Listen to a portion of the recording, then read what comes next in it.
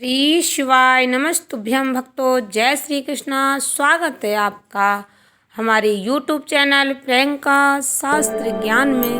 भगवान भोलेनाथ की कृपा हम सब पर सदैव बनी रहे। भक्तों, आज के वीडियो में आप सुनेंगे श्रावण सोमवार व्रत कथा। जैसा कि आप सभी लोग जानते, श्रावण मास चल रहा है। भगवान भोलेनाथ का पावन पवित्र प्रिय महीना भगवान भोलेनाथ को अत्यंत प्रिय है श्रावण मास में यह सोमवार व्रत कथा सुनने से शिव शक्ति का आशीर्वाद प्राप्त होता है। भक्तों की मनचाही मुरादें पूरी होती हैं। ध्यान से श्रद्धा भक्ति से यह व्रत कथा श्रवण करें। व्रत कथा श्रवण करने से पहले महादेव का जयकारा लगाएं। कमेंट बॉक्स में हर हर महादेव, जय श्री कृष्ण अवश्य लिखें। चैनल पर पहली बार विजिट हुए, पहली बार मेरी आवाज़ सुन रहे तो चैनल को सब्सक्राइब करके बेल आइकन अवश्य दबाएं। इससे हमारे वीडियो की नोटिफिकेशन आप तक पहुंचती रहे और आपको नई नई जानकारी मिलती रहे। सभी भक्तों को श्रावण मास की हार्दिक शुभकामनाएं। बोलिए भगवान भोलेनाथ की जय, माता पार्वती की जय। श्रावण सोमवार की कथा। अमरपुर नगर में एक धनी व्यापारी रहता था। दूर दूर तक उसका व्यापार फैला हुआ था। नगर में उस व्यापारी का सभी लोग मान सम्मान करते थे। इतना सब कुछ होने पर भी वह व्यापारी अंतर मन से बहुत दुखी था, क्योंकि उस व्यापारी के कोई पुत्र नहीं था। दिन रात उसे एक ही चिंता सताती रहती थी, उसकी मृत्यु के बाद उसके इतने बड़े व्यापार और धन संपत्ति को कौन संभालेगा। पुत्र पाने की इच्छा से वह व्यापारी प्रति सोमवार भगवान भोलेनाथ की व्रत पूजा किया करता था। सायंकाल को व्यापारी शिव मंदिर में जाकर भगवान शिव जी के सामने घी का दीपक जलाया करता था। उस व्यापारी की भक्ति देखकर एक दिन पार्वती ने भगवान भोलेनाथ से कहा, हे प्राणनाथ, यह व्यापारी आपका सच्चा भक्त है। कितने दिनों से यह सोमवार का व्रत और पूजा नियमित कर रहा। भगवान आप इस व्यापारी की मनोकामना अवश्य पूर्ण करें। भगवान भोलेनाथ ने मुस्कुराते हुए कहा, हे पार्वती, इस संसार में सबको उसके कर्म के अनुसार फल की प्राप्ति होती है। प्राणी जैसा कर्म करते हैं उन्हें वैसा ही फल प्राप्त होता है। इसके बावजूद पार्वती जी नहीं मानी। उन्होंने आग्रह करते हुए भगवान भोलेनाथ से कहा, नहीं प्राणनाथ, आपको इस व्यापारी की इच्छा पूरी करनी ही पड़ेगी। यह आपका अनन्य भक्त है। प्रति सोमवार आपका विधिवत व्रत रखता है। पूजा अर्चना के बाद आपको भोग लगाकर एक समय भोजन ग्रहण करता है। आपको इसे पुत्र प्राप्ति का वरदान देना ही होगा। पार्वती का इतना आग्रह देखकर भगवान भोलेनाथ ने कहा, तुम्हारे आग्रह पर मैं इस व्यापारी को पुत्र प्राप्ति का वरदान देता हूँ, लेकिन इसका पुत्र 16 वर्ष से अधिक जीवित नहीं रहेगा।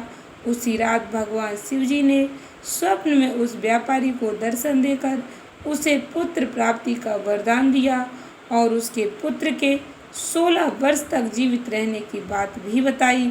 भगवान के वरदान से व्यापारी को खुशी हुई, लेकिन पुत्र की अल्पायु की चिंता ने उस खुशी को नष्ट कर दिया।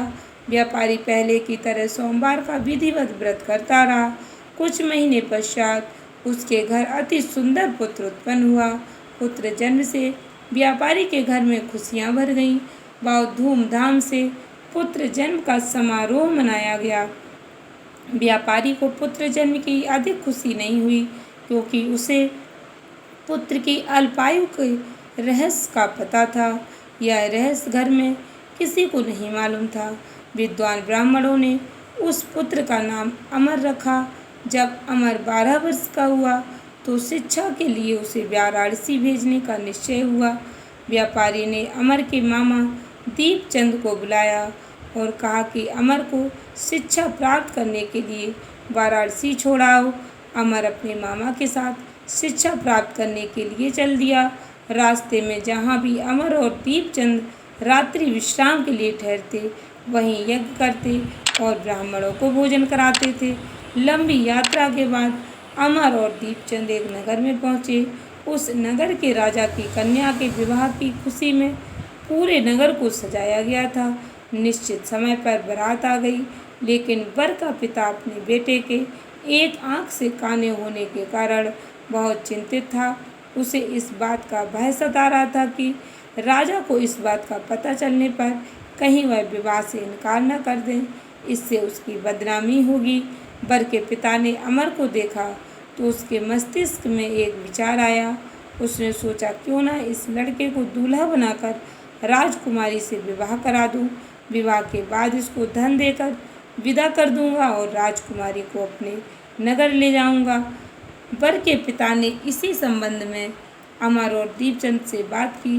दीपचंद ने धन मिलने के लालच में वर के पिता की बात स्वीकार कर ली। अमर को दूल्हे के वस्त्र पहनाकर राजकुमारी चंद्रिका से विवाह करा दिया गया। राजा ने बहुत सा धन देकर राजकुमारी को विदा किया। अमर जब लौट रहा था तो सच नहीं छिपा सका और उसने राजकुमारी की ओढ़नी पर लिख दिया, राजकुमारी चंद्रिका, तुम्हारा विवाह तो मेरे साथ हुआ था। मैं तो वाराणसी में शिक्षा प्राप्त करने जा रहा हूँ। अब तुम्हें जिस नवयुवक की पत्नी बनना पड़ेगा वह कान्हा है। जब राजकुमारी ने अपनी ओढ़नी पर लिखा हुआ पढ़ा तो उसने काने लड़के के साथ जाने से इनकार कर दिया। राजा ने सब बातें जानकर राजकुमारी को महल में रख लिया। उधर अमर अपने मामा दीपचंद के साथ वाराणसी पहुंच गया। अमर ने गुरुकुल में पढ़ना शुरू कर दिया। जब अमर की आयु 16 वर्ष पूरी हुई तो उसने एक यज्ञ किया। यज्ञ की समाप्ति पर ब्राह्मणों को भोजन कराया और खूब अन्न वस्त्र दान किया। रात को अमर अपने शयन कक्ष में सो गया। शिवजी के वरदान के अनुसार शयन अवस्था में ही अमर के प्राण पखेरु उड़ गए।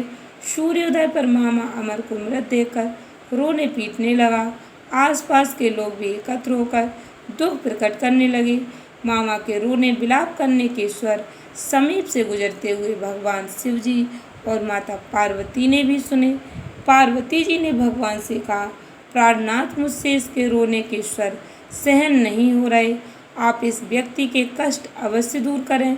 भगवान शिवजी ने पार्वती जी के साथ अदृश्य रूप में समीप जाकर अमर को देखा तो पार्वती जी बोली, पार्वती जी, यह तो उसी व्यापारी का पुत्र है। मैंने इसे 16 वर्ष की आयु का वरदान दिया था, इसकी आयु तो पूरी हो गई।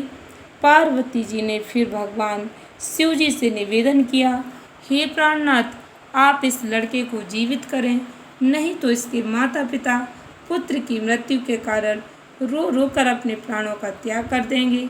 इस लड़के का पिता तो आपका परम भक्त है, वर्षों से सोमवार का व्रत करते हुए आपको भोग लगा रहा है। पार्वती जी के आग्रह करने पर भगवान भोलेनाथ ने उस लड़के को जीवित होने का वरदान दिया और कुछ ही पल में वह लड़का जीवित होकर उठ बैठा।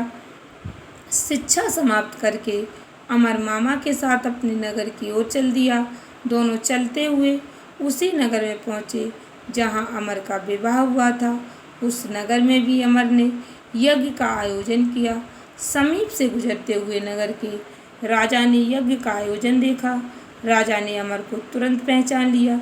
यज्ञ समाप्त होने पर राजा अमर और उसके मामा को महल में ले गया और कुछ दिन उन्हें महल में रखकर बहुत सा धन वस्त्र देकर राजकुमारी के साथ विदा कर दिया।